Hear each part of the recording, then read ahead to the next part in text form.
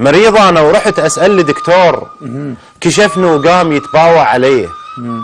قال لي انت يتيم وحيره شنطيك ما عندنا علي بالصيدليه. الله الله الله. اكو وادم علت بس علت بالطابوق.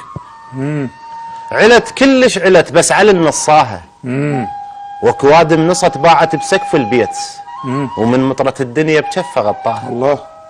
الما يندل علي خلي يسأل الايتام. بدمعة كل يتيم تشوف مولاها. وحق عتبة علي وكل طفلة جت على الباب. واخوها استوى يمشي جابته وياها. طفلة ومات ابوها ويم علي الكرار. وتخيل علي بيا وجه يلقاها. دقت باب بيته تقول له احنا يتام شال لها ابوها بكفه وطاها. الله. علي هذا ايش عجب ما سامع بكرار. باب البيت تكتب شعر وصاها. علي اول قصيده كتبت على العوز. كتبها من الخبز وببابه خلاها. وبطون اليتامى تصفق من الجوع. كانها تقول عد تفتهم معناها. وهو يعيد بيها ايش كثر بيها ابيات شبعت كلها منها ولسه يقراها. الله. علي بالمدرسه وبالصف الاول كان يدق باب القراءه ويمشي وياها. يدق باب القراءه ويمشي وياها.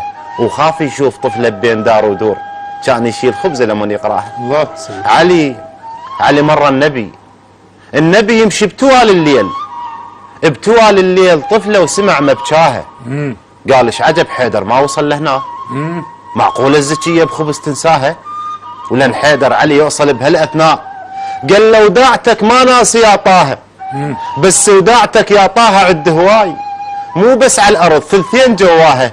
قوموا الله ويدك خلنا طول الليل يتامى هواي عد الصبح وازاها. الله. الله عليك.